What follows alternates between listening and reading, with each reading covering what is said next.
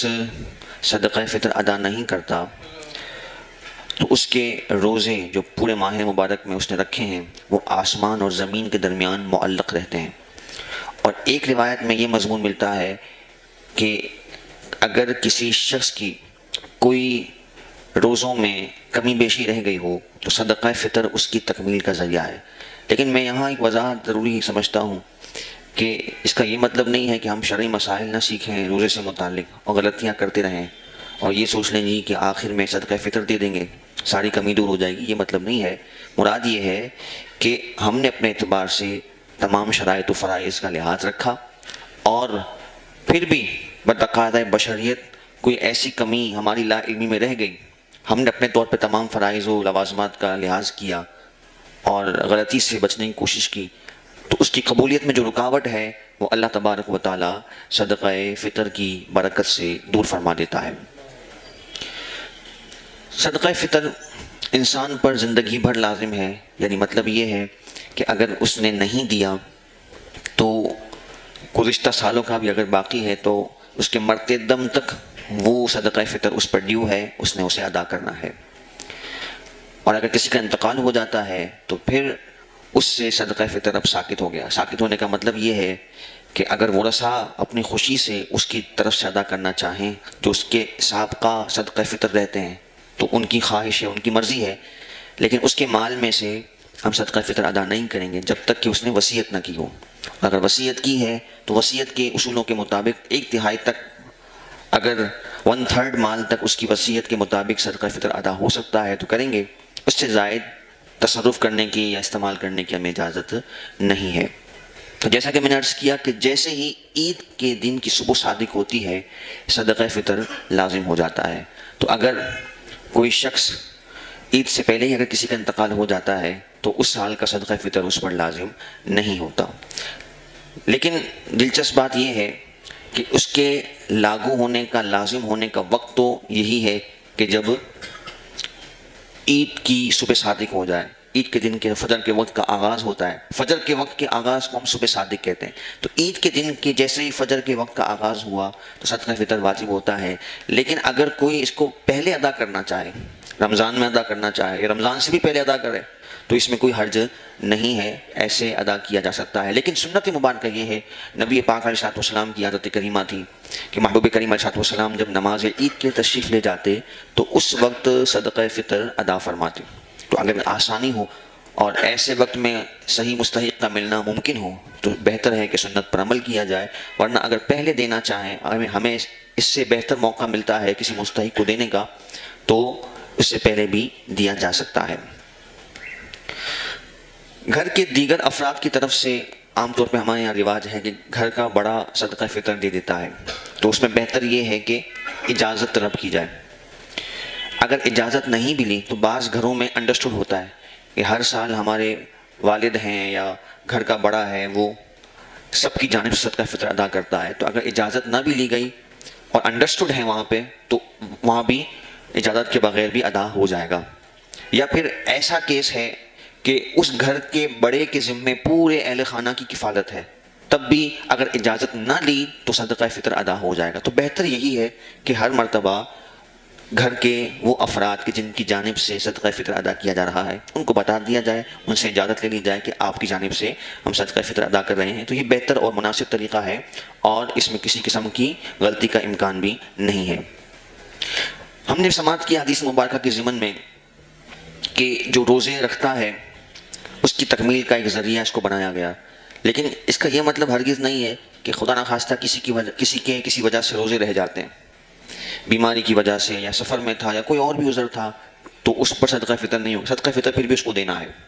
تو یہ نہ سمجھا جائے کہ میں نے روزے ہی نہیں رکھے کسی وجہ سے تو میں صدقہ فطر نہ دوں، تو یہ بھی درست نہیں ہے۔ اگر کسی کا والد نہیں ہے، نابالغ اولاد کے حوالے سے خاص طور پہ یہ مسئلہ ہے کہ اگر کسی کا والد نہیں ہے تو اس کا دادا جو ہے وہ اس کے صدقہ فطر ادا کرنے کا ذمہ دار ہے اور اس پر واجب ہے کہ وہ اپنے پوتے اور پوتیوں کی جانب سے صدقہ فطر ادا کرے۔ مزے کی بات اس میں ایک یہ بھی ہے، زکوٰۃ میں اور صدقہ فطر میں ایک بنیادی فرق ذہن نشین رکھیے گا کہ زکوٰۃ میں ہم یہ کہتے ہیں کہ جب مالک نصاب ہو جائے تو 1 سال جب پورا ہوگا اب اس کا زکوٰۃ کا سرکل شروع ہوگا اور ہر سال اس کو اب زکوٰۃ نکالنی ہے. لیکن صدقہ فطر میں ایسا نہیں ہے. صدقہ فطر میں عید سے 1 دن پہلے بھی وہ مالک نصاب ہوا تو صبح صادق عید کی ہوتے ہی اس پر اس سال کا صدقہ فطر اپنا اور اپنے نابالغ اولاد کا لازم ہو جائے گا. تو اس میں سال کا گزرنا ضروری نہیں. پہلا فرق زکوٰۃ میں اور صدقہ فطر میں یہ ملحوظ رہے. دوسرا فرق یہ رکھیے گا ذہن میں کہ زکوٰۃ میں ہم یہ کہتے ہیں کہ مخصوص اموال ہیں جن پر زکوٰۃ لگتی ہے، اور گھر کی جو استعمال کی زائد چیزیں ہیں یا شوقیہ جو چیزیں اس نے خریدی ہوئی ہیں، بیچنے کی نیت سے نہیں خریدی، تو ان پر زکوٰۃ نہیں ہے. لیکن جب ہم صدقہ فطر کی مالیت کا حساب لگائیں گے، جیسے میں نے آپ کو عرض کیا کہ چاندی کے نصاب کے مطابق 1,70,000 کی مالیت ہے، تو اتنی مالیت کا اس کے پاس اگر کوئی زائد سامان ہے جو اس کی ضرورت سے زائد ہے تو وہ بھی اس کی کیلکولیشنز میں تسلیم کیا جائے گا اور اس کو بھی ہم حساب میں شامل کریں گے.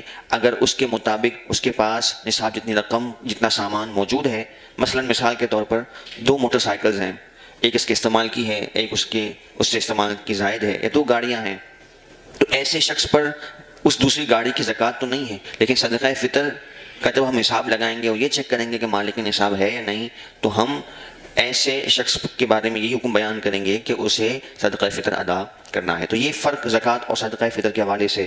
اور ایک اور بھی فرق ذہن نشین رکھیں کہ اگر کسی شخص پر زکوٰۃ لاگو ہو اور خدا نخواستہ اس کا پورا مال ہی ضائع ہو جائے، ہلاک ہو جائے، تو زکوٰۃ جو ہے وہ ساقط ہو جاتی ہے. مثال کے طور پر خدا نخواستہ کسی کا مال سارا کا سارا جل گیا، اب مال ہی باقی نہ رہا تو اس پر زکوٰۃ بھی ادا نہیں کرنی. لیکن صدقہ فطر میں ایسا نہیں ہے. لیکن مال ہلاک ہونے کا مطلب یہ کہ سارا کا سارا مال ہلاک ہو جائے تو اسے زکوٰۃ نہیں دینی. لیکن صدقہ فطر میں ایسا نہیں. صدقہ فطر جب لازم ہو گیا تو زندگی بھر اس پہ لاگو ہے، اسے بعد میں بھی ادا کرنا ہے. ایک بہت اہم مسئلہ جو اکثر صدقہ فطر کے حوالے سے آتا ہے بیرون ممالک کے حوالے سے. تو بیرون ممالک میں اگر کوئی مسلمان ہمارا بھائی موجود ہے یا فیملی ممبر موجود ہے تو اس کی جانب سے صدقہ فطر کیسے ادا کیا جائے. تو اس کے بارے میں اصول ذہن نشین رکھیے گا کہ جس کی طرف سے صدقہ فطر ادا کیا جا رہا ہے اس کے علاقے کا اعتبار ہوگا. اس کے علاقے میں جو صدقہ فطر کی رقم بنتی ہے 2 کلو گندم کی کم سے کم مقدار گندم کے حساب سے اگر دیا جائے تو اس کے علاقے کے حساب سے جو گندم کی رقم بنتی ہے وہ ادا کرنی ہوگی. اب چاہے آپ پاکستان میں ادا کریں یا دنیا کے جس کونے میں بھی ادا کریں، جس کی طرف سے ادا کی جا رہی ہے اس کے علاقے کے اعتبار سے ہم قیمت کا تعین کریں گے.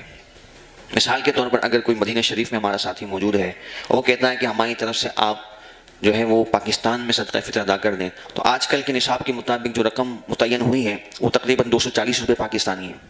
لیکن ہم اگر اپنے مدینے میں رہنے والے کسی فیملی ممبر کی طرف سے اگر زکوٰۃ دے رہے ہیں، صدقہ فطر دے رہے ہیں، تو وہاں کے حساب سے تقریباً 10 ریال بنتا ہے، اور 10 ریال کی مالیت تقریباً 750 روپے بنتی ہے.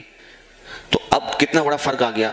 ہم دے یہاں رہیں لیکن اس کے علاقے کے حساب سے جہاں وہ رہتا ہے وہاں جو گندم کا ریٹ ہے اس حساب سے ہم صدقہ فطر کو ادا کریں. یہی معاملہ دیگر ممالک میں بھی ہے، چاہے وہ امریکہ میں ہو، چاہے وہ لندن میں ہو، جہاں پر بھی ہو ہم نے اس کے علاقے کے حساب سے ادا کرنے. اور پھر ذرا لطف کی بات اور سمجھیے، اگر کوئی گھر کا بڑا وہاں پر ہے، اب اس کی فیملی باقی یہاں پر ہے اور وہ اگر صدقہ فطر نکالتا ہے، وہاں نکالتا ہے یا یہاں پاکستان بھجواتا ہے، تو جو اس کے فیملی ممبرز یہاں پہ ہیں ان کی طرف سے جو نکالے گا وہ یہاں کے ریٹ کے حساب سے نکالے گا، اور اپنی جانب سے نکالے گا تو جہاں وہ خود رہتا ہے اس حساب سے نکالے گا. تو یہ اکثر لوگ جو ہے وہ بیرون ممالک میں جو رہتے ہیں وہ صدقہ فطر کے حوالے سے غلطیاں کرتے ہیں. تو اس چیز کو ذہن نشین رکھا جائے. اور حدیث مبارکہ میں جیسا کہ ہم سنتے رہتے ہیں دیگر چیزوں کو بھی، گندم کے علاوہ دیگر چیزوں کو بھی مقرر کیا گیا ہے، جس میں کشمش ہے اور کھجور ہے، جو ہے، ان کے حساب سے بھی صدقہ فطر اگر ادا کریں گے تو یہ زیادہ بہتر ہے. جس کو اللہ تعالیٰ نے جتنی استطاعت دی ہے، جتنی وسعت دی ہے، تو وہ بھاگنے کا اور راہ فرار کا راستہ اختیار نہ کرے، بلکہ اللہ نے جتنی وسعت دی ہے اس حساب سے وہ صدقہ فطر کو ادا کرے. اللہ تبارک و تعالیٰ جو مسائل ہم نے سیکھے انہیں یاد رکھنے، ان پر عمل کرنے اور دوسروں تک پہنچانے کی توفیق نصیب فرمائے.